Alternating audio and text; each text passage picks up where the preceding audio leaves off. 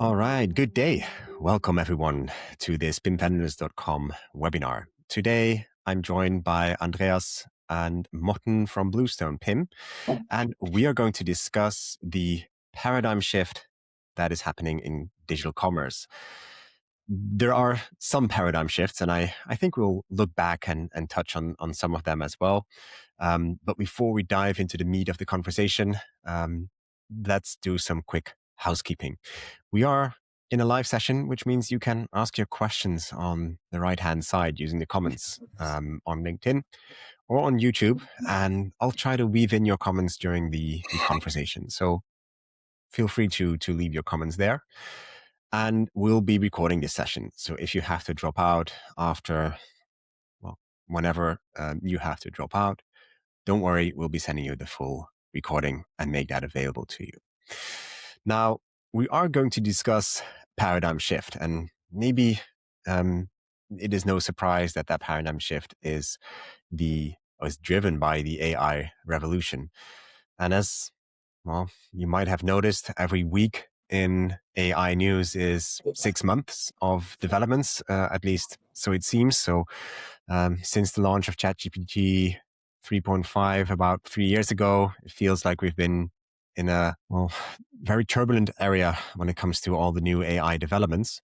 And just last week, we had not just James Collison from Stripe announcing their shift towards the facilitation of agentic commerce and his view on agentic commerce and how that is going to impact the world, but also lots of updates on the integration of AI models in search, and specifically Google search, that is now driven by AI much more, and I think is going to be a 100% AI overview integrated search from now on, or at least that's where we're headed. And also just announced that they're going to allow sponsored results in that AI search. Who had seen that one coming? Before we maybe jump into the discussion, Andreas and then Morten, would you maybe please quickly introduce yourself and the tooling? Sure, just a quick one. So I'm Andreas, the CMO of Bluestone PIM, and I have a very strong background in commerce for more than a decade, and I've been moving to the PIM world more than 2 years ago, and happy to be here with you and discuss the new narratives with everyone here. All right, Morten. Yeah. Hi, guys. I'm Morten Næss. I'm the Chief Product and Innovation Officer at Bluestone PIM. So that is my day job. And then I do a lot of work for the Mac Alliance also. I've led the admissions panel for basically the last 4 years, I think. Yeah, so that's me. All right. Well, Mach is one of those, or one of the results of the previous paradigm shift. Maybe Andreas, can you walk us through those the history of these paradigm shifts and get us into the paradigm shift that we're discussing today? Maybe. Yeah, sure. Because we I think been titling when we thought about the title for the webinar, the topic, we thought we just call it the paradigm shift in commerce and why product data is becoming the heart of digital revenue.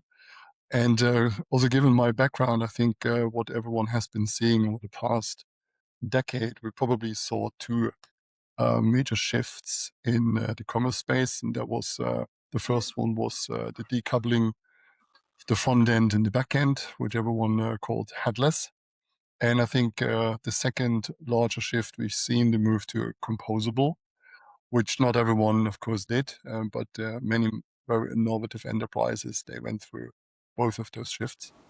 But now I think we are at a different point, another inflection point, and I think what many people, including me, did not really realize how big that new shift actually is coming that we are facing. We all know that AI is out there, and I think all of us already feel the impact of shifting consumer and also buying behavior, but also in B2B. I guess everyone knows the magical 25% of reduction in Google organic traffic. And let me remind you, this is only just a generic average number, right? So I've done some research on this, and there's industries out there where this drop is even more drastic. It's more than 50%. And I can also speak on our behalf. We see a decline of more than 30%. And this is just, I think, the starting point of this inflection point. And just to throw out one more number is, I came across a number that really actually, flabbergasted me.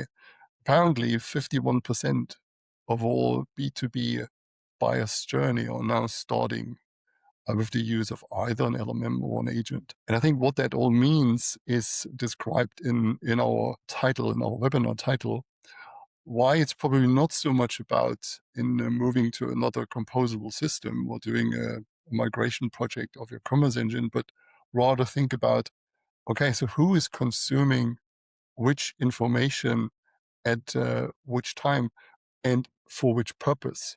And I think this goes for B2C and for B2B business models, where everyone, I think, is talking a lot about the B2C changes when a consumer is just using an LMM and looking for the classic example, just find me a rain jacket for my 2-day hike in the Scottish Highlands, and I want to do ABCD. And we all know that now it's a lot about contextual information that we need. We need semantic information that not just lists the ingredients of a product or just has a mere product description, because then your product isn't found. Right? And if your product isn't found by an agent or the LMM, it simply doesn't exist and it won't be recommended. So I think this is a very big shift that we believe puts product data, not just general product data, but the way you actually work with your product data, the way you structure it, and the way you enrich your product data has the most impact on your commercial success. Yeah. I think it's interesting to note that it is not just you're lower on the search result page or you're lower on the Amazon ranking page. It is a 0 to 1 or a black or white difference, right? You're either there or you're totally not there and not recommended. And as you said, we're already seeing those results. I also think it's going a lot quicker than most people realize or are ready for, where with great change comes great opportunity as well. But yes, it is a very interesting place to be. And it is a shift that is happening in real time. And it is something where you can, well, basically steer and course correct now before it's too late. It is happening much quicker even than I expected. Like if you see the numbers, and I don't know, I think this was from a Forbes research or from, well, in any case, the AI overviews is now going to be shown in 100% of Google searches.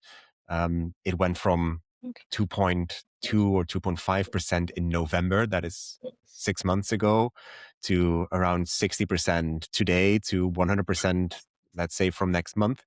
That is a huge change, right? So that is not just and within a year, within 6-7 months. Yeah.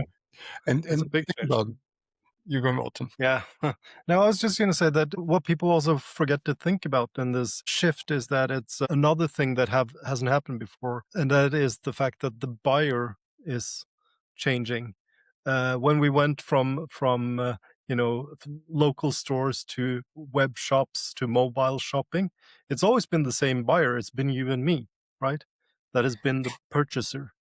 And now the big shift, at least not in the near future, but what is coming is the actual end goal of agentic commerce, where agents buy for you. So the buyer is the persona is changing, the buyer is changing, and that is also a really interesting aspect to think about. Yeah, I'm curious if that is like, shopping is still a hobby for people, right?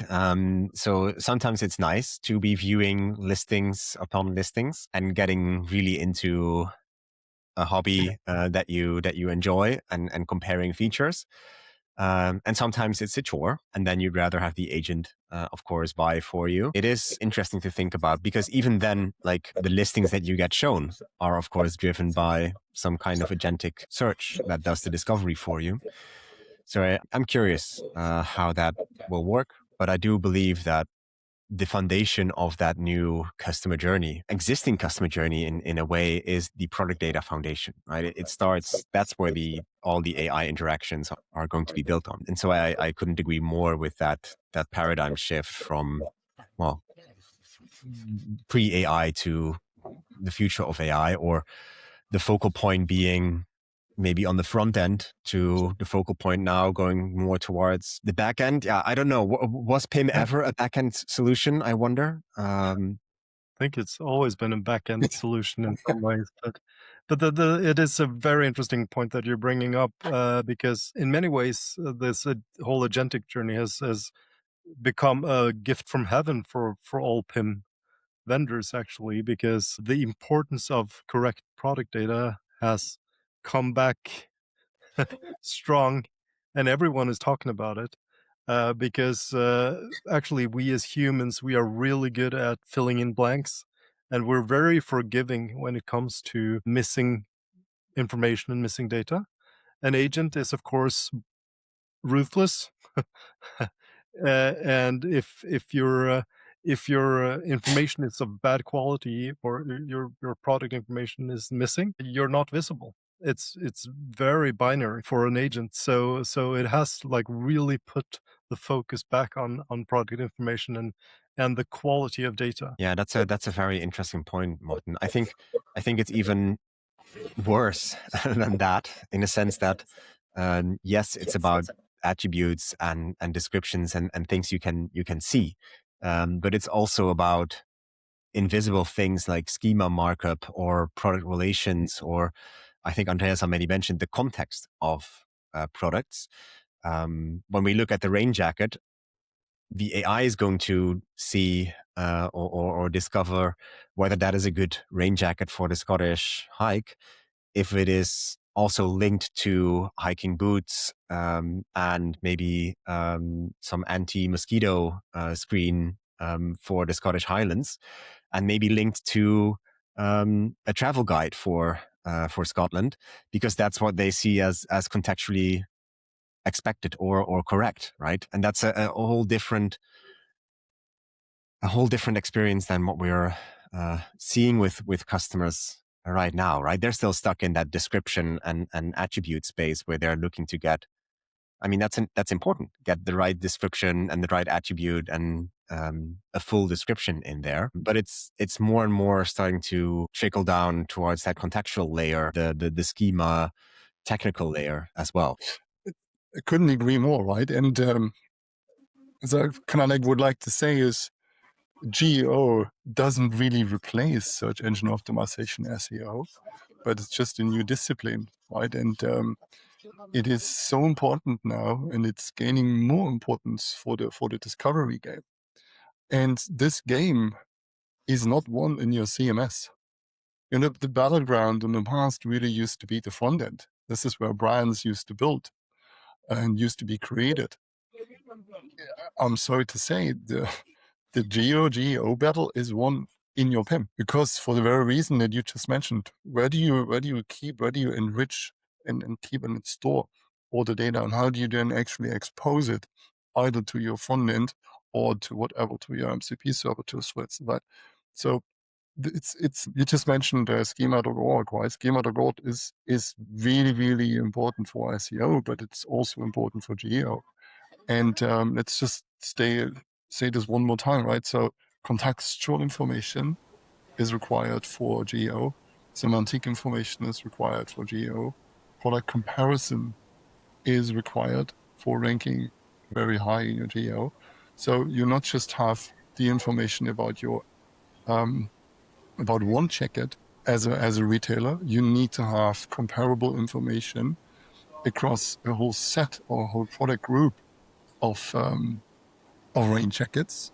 And then you will, I mean, we all know about the pain of product onboarding, right? Supplier dependent. And this is where you can already see gaps in the data, because data just doesn't exist. I mean, if you as a supplier, you're not able to provide it, your product will definitely lose the GEO comparison. Because this is when the customer then basically comes back in if you are on a page and you do see the product comparison, not just the element crawler, right? It is also for us humans still very, very helpful to actually see that. And as silly as it sounds, the fourth component would be case. What do I now have to put case on all of my pages? Well, it's strongly recommended that you do that. Okay, and again, where do you keep that information? Where do you store it? So this again really just what Morten just said lifts the importance of a PIM. But we could also then talk not just about the front end battle, think more about like if you're in a B2B scenario, what about your back office? So you're operating a large machinery part. A part breaks, you typically would call your vendor, your manufacturer. A technician will be sent out, has to look at it and decide, okay, what spare part is needed, and then it gets delivered, I don't know when. How about you take a picture and you just describe the part and you send it in? And with the help of AI and, of course, the product data that is available that understands the description of the broken part, and also the photograph or the picture can be matched to photographs and pictures that's already inside of your PIM. And then the PIM actually the AI actually provides the answer which product is broken. It just tremendously reduces the time a machinery is not creating revenue out there. So there are so many different use cases. It's not just the commerce on the front end, but also for service inquiries, for instance, or for service cases, that this combination of AI and product information just would increase the level of efficiency enormously. But maybe, Morten, we can also talk a little bit about how this could actually be done. I mean, we'll talk a lot about the changes, and I think we more or less all agree that we see those changes. Like if I already own a PIM, what would I need to do? How can I utilize or let's say create all this information? And if I, let's say, want to be preparing myself for agentic commerce, how is that information then exposed from an architectural point of view? The cool thing about agentic commerce is that you can be agentic commerce ready 100% without AI, I think. Actually, like the data itself has nothing to do with AI. However, the tools that are used in modern PIMs and especially Bluestone are of course AI tools. And that's what makes it really easy to work with, easy to find discrepancies, find where things are missing, do analysis, and also automatically filling it out. So so the tools are there, and then you also have to figure out what makes you unique and what makes you stand out. So that is sort of where the I guess the business knowledge comes into to play. What you know about your business and your products, on how you enrich that and stuff like that. So the whole process is changing.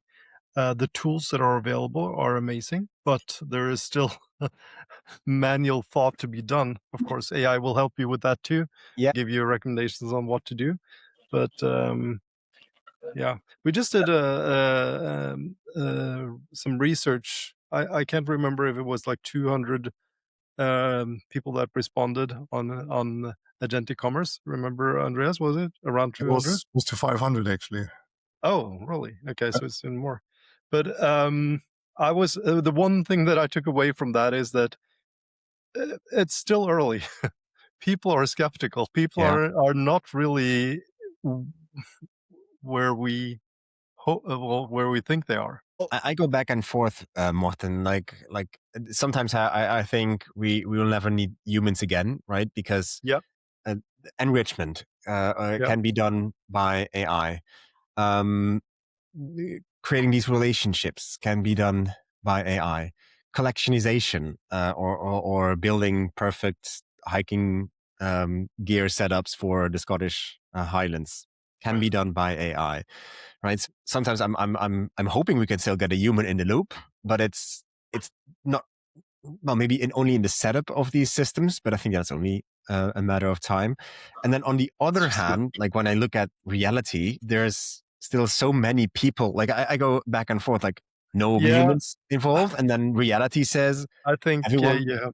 you have this sine wave. I just like a couple of weeks ago came back from Toronto, and we there was this conference there, and we talked a lot about the state of things and where people are, and everyone are talking about ACP and UCP and agentic commerce directly in Claude Desktop and just the whole purchase thing. And then when push comes to shove, and we actually ask people, the vendors, the actual companies out there, where are you in this journey? They're not there, right? So that is yet, but so that's the side way we're talking about. I'm following that too, Stephan. At one, like every second week, I think that okay, we can just pack up and go to the beach, and then next week we're like, okay, nope, not that fast. Not yet, at least. Yeah. Not yet. No, but still, like people are so much involved, and I think many people are still stuck in the sort of, oh, I need to enrich attributes, and hey, I can copy and paste in Claude or in ChatGPT and enrich that. Oh, maybe I can connect an API directly to ChatGPT and run my enrichment through the API. I think in the end we'll have a whole orchestra of AI tools and PIM tools and commerce tools to run this, but maybe just one conductor. I don't know. Yeah, well, that is the big change, the architectural change that you're talking about there.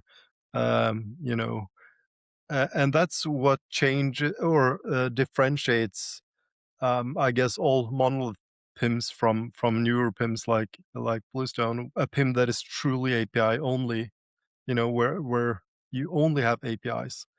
And the big difference there is that a system like Bluestone will handle an agent the same way as a UI user, right? Because everything that an UI user can do is also available to the agent. So there is actually like a shift or a moat now between the old the old PIMs and the newer architecture, where where actually the older PIMs can't follow, because you need 100% API coverage to follow properly into the agentic world. And I only know of one PIM that does that, but there are many out there, so you probably know more, Stephan. But I mean, you're right? Where I think this is where the difference is going to be made, right? The difference between where the architecture pushes you or supports you in that agentic AI journey, or where you're being held back and basically being forced to only spend time on that layer one, adding descriptions because the tooling doesn't work for you, and there's very few new PIMs, so to speak. There's only a handful, and that's what I appreciate about Bluestone is first the headless and the Mac approach, and now the AI readiness basically for that new buying journey and that new discovery journey. And what we'll see now is one interesting thing first, and you can talk, Andreas, is that this will become much more visible now. We had this shift before with API first headless, but only the developers who got access to the API docs could actually see the difference. But now suddenly the difference is going to be very visible out there, because basically your agent is not going to be able to do what it's supposed to do. So it's going to be very clear who can do what, and it's going to be up in the open very quickly. Yeah, sorry, Andreas, you had a comment. No, it's fine. I was just thinking, let's put this maybe a little bit into the larger context, and also the context of the topic of the webinar, where we say the the changes in commerce. So if we look at the architectural layers, right, I think right now, and of course in the past, we've seen that the actual orchestration often was done with or by the commerce engines. Or I just know from the commerce tools times that you pulled in the pricing or mass information, etc. Right? So you basically have all the information and then you expose it to the front end. In kind of like in this like new approach of architectural layers, you would still have your layer of truth where you have your PIM, your ERP, you have OMS, you have the pricing engine information, right? But then I think this is what's kind of like shaping right now. And we had a really interesting discussion with Dirk from Lab Digital, who unfortunately is sick today and couldn't make it. But this orchestration layer, right? This is, I think, currently evolving and forming, and there's no real answer out there yet. So I think this is where the real interesting discussion and also developments will happen in the very, very near future, right? So this is where the BFF basically evolves. Identity, policy, eventing, right? So this is where we have also, let's say, the agent access layer for MCP or ACP UC protocol if you're in the US. And the actual execution is actually the reduced function of the commerce engine. So this is what you would typically say, okay, that's in the future of probably the commerce core. You have your card, you have your checkout, you've got your payments, your tax, fraud, whatever have you. And I think this is where I personally see the change also happening on the commerce engine side. And then, of course, you've got your consumption layer as we used to have, or whatever this is, web, CMS. And I think now coming back to what you said, Morten, if you look at the orchestration layer and how these layers are composed, I think to me, and coming from a headless solution, just makes perfect sense. Headless makes perfect sense. That also, if your PIM is 100% headless and API first, right? And if you look at the truth layer, the orchestration layer, and the execution layer is up here, the communication between your PIM and the MCP, for instance, this is going to be vital. And the question really is, and we see this already now appearing in RFPs already, that customers are asking, okay, can I access all your PIM's functionality without clicking the UI, aka can I access all the functionality via an API call? So there are already a few customers out there who think that way. Okay, look, there's a new architectural situation coming up. How do I make sure that I don't have to click, that these automated, let's say, information flows are interrupted by a human or just limited by the way my old PIM has been built because the functionality has been hardwired and hard-coded into the UI, and only a few only a few functions are actually accessible via API. It sounded crazy to me when I heard this for the first time, which was a couple of months ago. But then, since you've been talking about news, Stephan, I think in March this year, Parker Harris, which is the co-founder of Salesforce, a more technical guy, I think he said something because they were actually launching Headless 360, Salesforce Headless 360, when you talk about the Agentic enterprise. He said, why would you ever want to log into your Salesforce UI again, right? So this is when I think I had this aha moment, that, okay, something is happening out there. And I think we see this in this kind of like new architectural approach that is actually needed. So you have to build software in a way that machines or agents can actually seamlessly talk without the interruption of a UI. And it sounds pretty harsh that UI is becoming a blocker, right?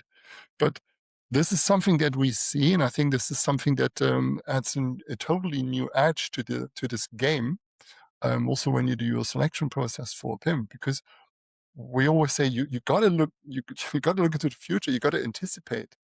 Why in this interplay of MCP, API, CLI, and agents, this is something that you got to keep in mind when you source, but also when you start building your own in-house architecture. Yeah, but I think like 3 years ago or 5 years ago, when some PIMs were still moving from on-premise to the cloud, and you guys were doing the headless stuff, we had discussions with customers who said like, okay, why do I need headless, right? Why do I need a headless PIM? And I had to give them like, yeah, if you don't have 3 developers or 10 developers who know how to work with this, or an implementation partner who can help you with this, maybe it doesn't help you or doesn't make a lot of sense versus normal PIMs who are not particularly headless.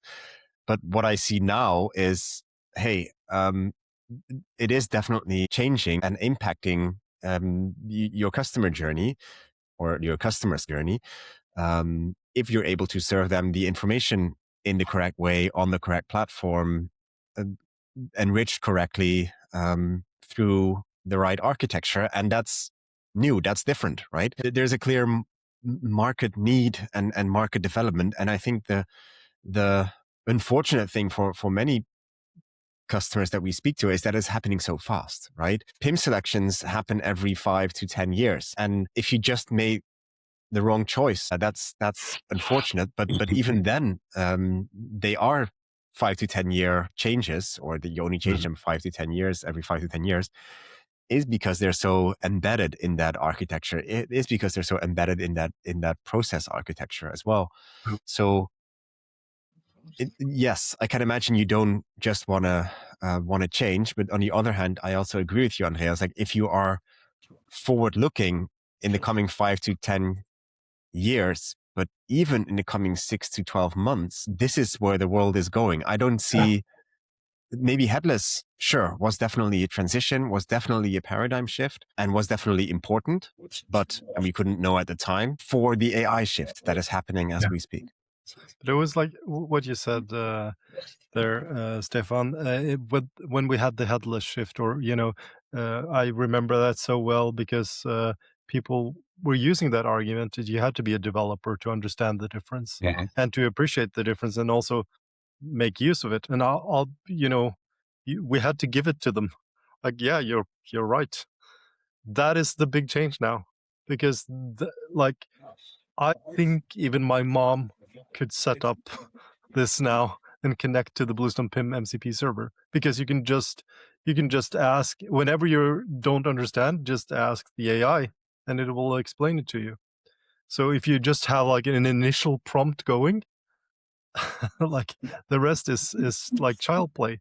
And I was just playing with something just before this podcast, and it's just amazing to see where this is going, because I now am starting to make custom UIs on the fly.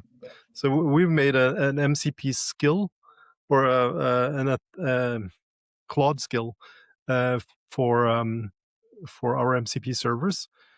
And now I can just say that, I'm this persona and I need this kind of UI.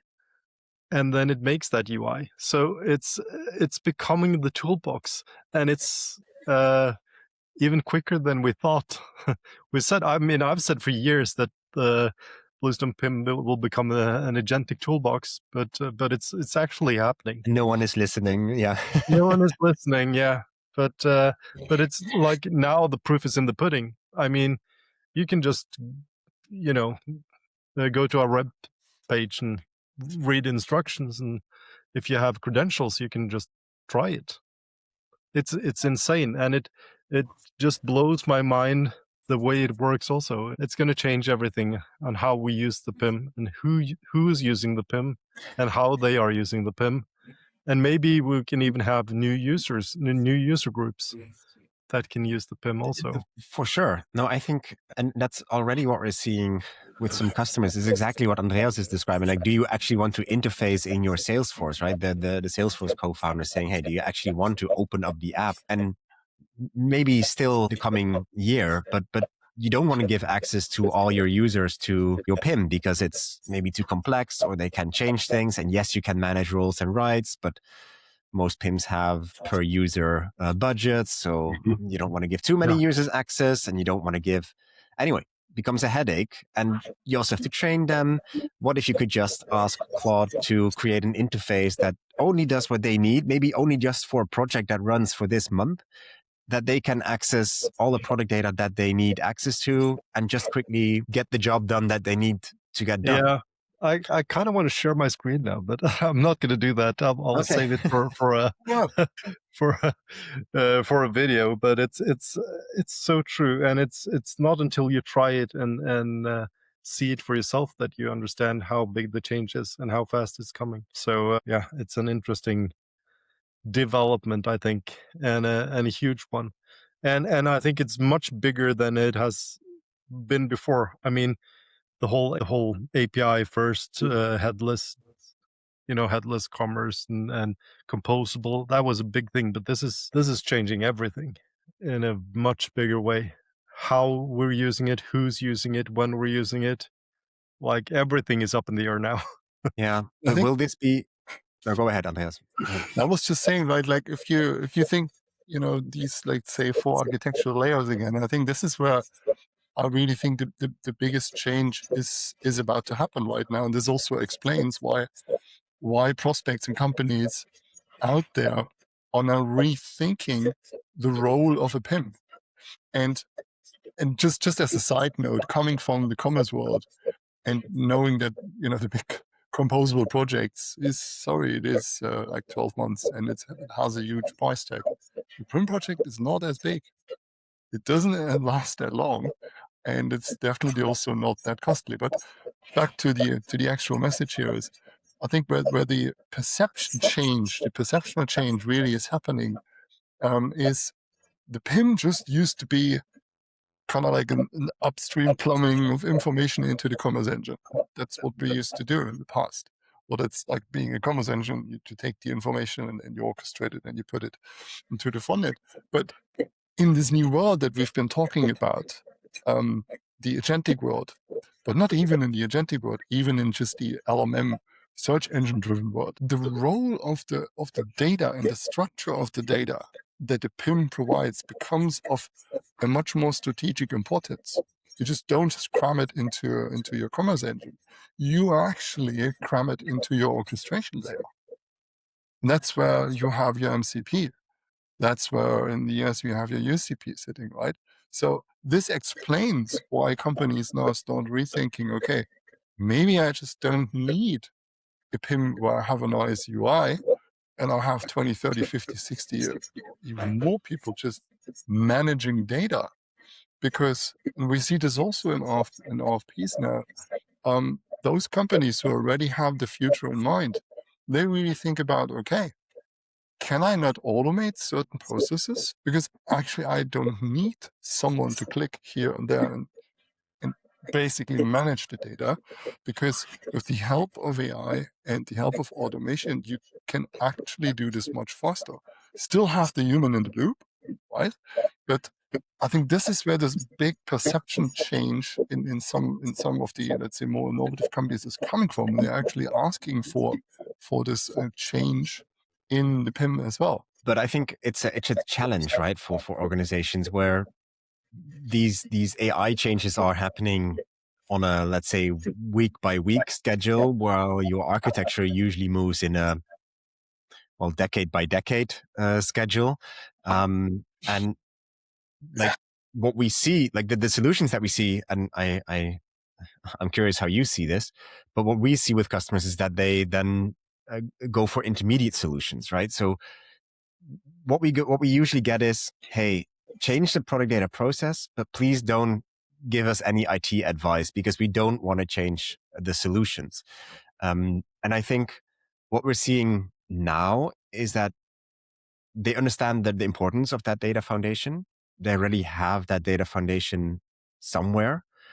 The next step, or what we're seeing them doing now, is adding a solution to that architecture that unlocks that data, right? So it is stored. There is a repository somewhere. Could be your ERP, your MDM, could be an old PIM, and you add a layer to unlock that data. Yeah, I think the answer is very often it depends. And what I don't really have a problem in saying the Bluestone PIM setup is not for everyone. It really is not. If you just look for PIM to manage your data, there are definitely better and also cheaper solutions out there. But to just give you an example, I think it was 2 days ago. I still read newsletters in the morning. And one entry was about the 4 companies that spoke at Sapphire this year. And the summary was, those 4 companies couldn't be further away from their point of view of how AI is, let's say, impacting their business model and what they already are doing. So on the one hand, you had ExxonMobil, and they said, we really couldn't care less about what's happening with AI. And on the other hand, you had, I think it was Levi Strauss, the fashion company, that already had internally 1,000 agents up and running. Okay. And just to take these 2 examples and coming back to what you said, a Bluestone PIM is built for those innovative companies that are already in this new reality or want to go there. We're not for companies who just really want, we just need a UI to manage our data. But if you have 1,000 agents up and running, you need the infrastructure to support that. And maybe, Morten, you can chime in and say why an AI-first solution would, of course, I think it much better fit for this. Well, what proves this the most was one of our latest new clients, which is a very well-known. They're known for being very technical, and it's a big company and fast growing, and the procurement. What can you say? The way the procurement went, or how the whole process went, was different than we've seen before. Because basically, instead of doing the normal RFP checklist kind of thing, feature by feature, blah blah blah, they just sent one of their main engineers to our head office and had a full day meeting and really dove into the details of the architecture. And then when it came to the final procurement phase, they were not really talking about UI users. The most important thing for them was that they wanted to start out with 1.5 million product updates per day. That's their starting point. That's where and then the sky's the limit from there. And that's not a normal story, right? And that's where these types of companies are heading. They don't care about checking boxes and clicking features. They want the toolbox, the Agentic toolbox.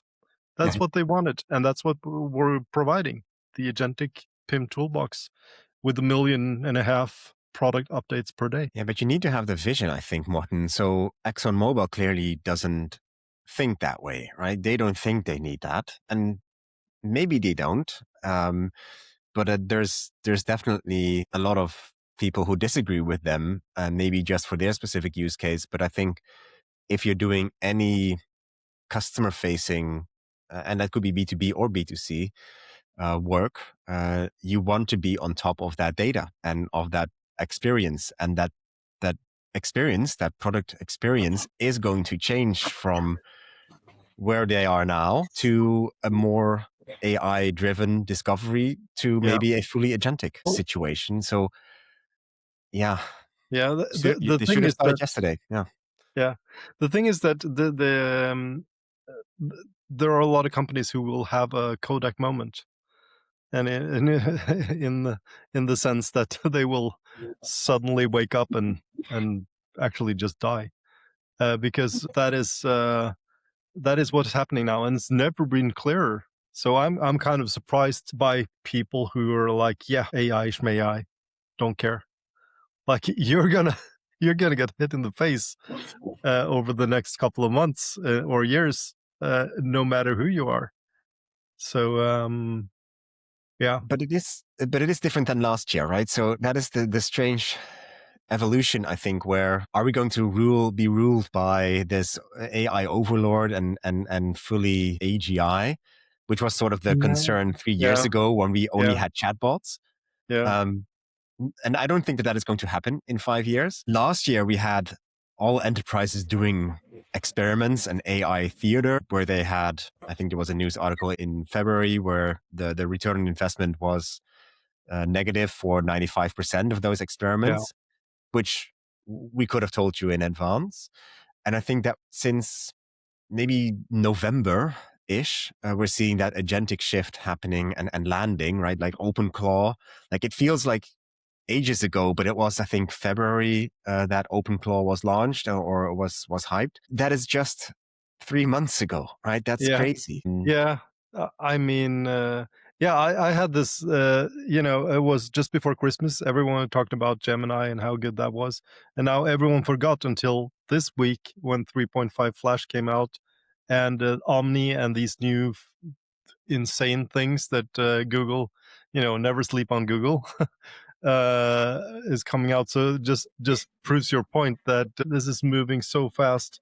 And of course, for the coming decade, you will see the need of, ordinary manual stuff. Of course, we, in many sectors, we won't be able to move that fast, but I don't know. I've never seen a technology like this that moves as quickly as it does.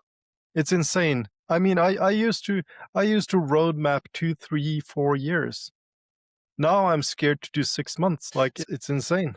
So, I mean, what your advice be to other technically focused or technically responsible CTOs, CIOs at retailers or wholesalers or manufacturers? Like, what is the next step that they should take? I think you just, if you haven't already, start using AI a lot, and get to understand.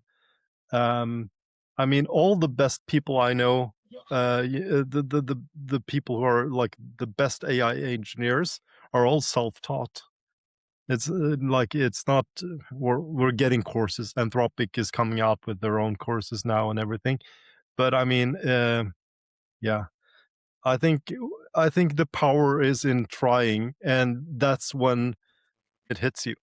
I saw it firsthand with a colleague of ours who had not really tried it yet and did vibe coding 3 weeks ago for the first time properly. He used to be a coder, has not done it for 15, 20 years. He was blown away, even though he knew there was a hype, right? So, and if you're wondering what to wonder about and how to think about it, we'll ask AI. I think that's a place to start. Yeah. But all the possibilities that come out now with skills and MCP and now all sorts of systems are delivering MCP capabilities also. Yeah, the power is in your hands to do whatever you need to do. So it's interesting, but I don't have I'm sorry. No, it's about playing with that power. I think that is entirely correct. Getting yourself and your team to actually play with the tools, and they're no longer games, right? It used to be like with the iPhone, you had the beer app, right? That was cool. You could have this beer and I remember that. Yeah. That was cool. Yeah.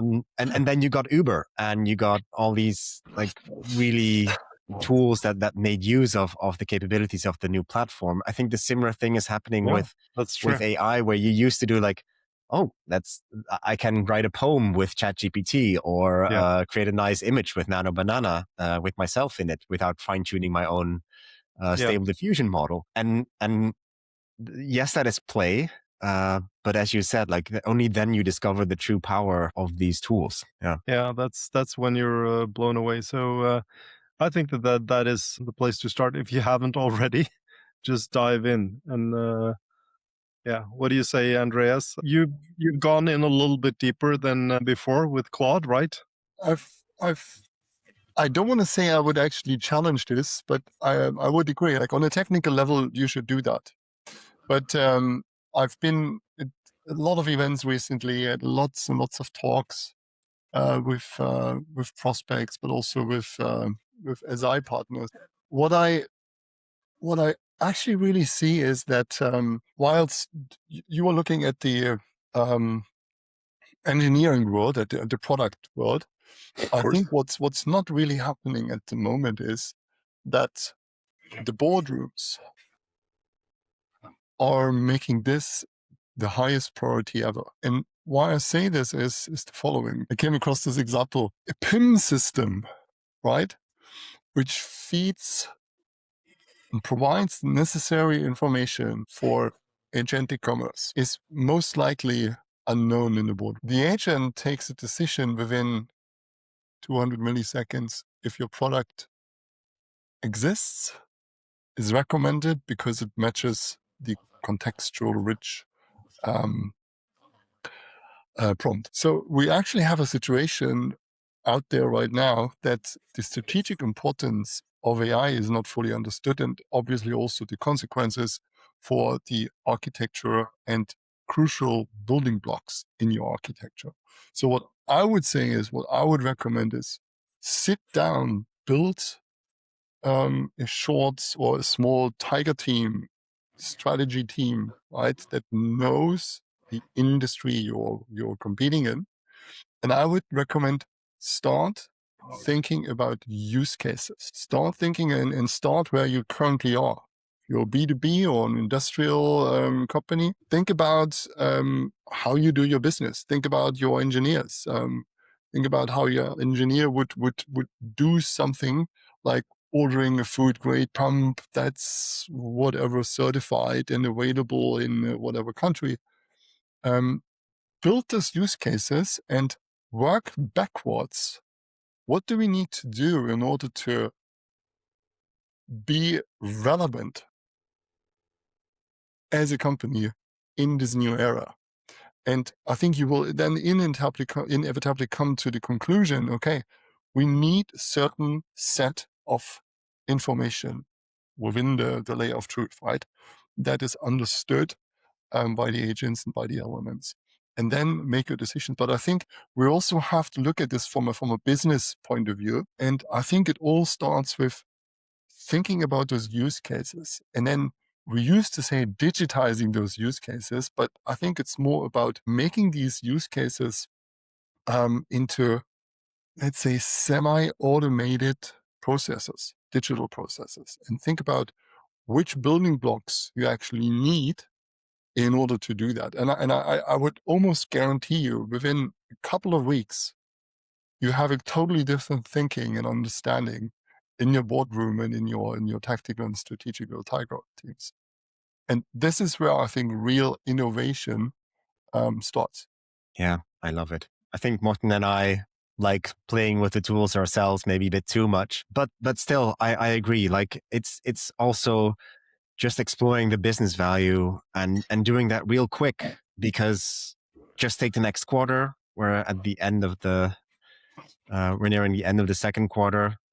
So do those 5 experiments on actual use cases, see where the value lies, not just for the business internally, but for your customers, how they are going to be impacted by these AI changes, and try and figure out the experiments. And then, of course, what the implications are for the business and your internal architecture, both on a data level and a tooling level and a process level. I think, guys, we have so much more to discuss, and we are going to have more discussions, that's for sure.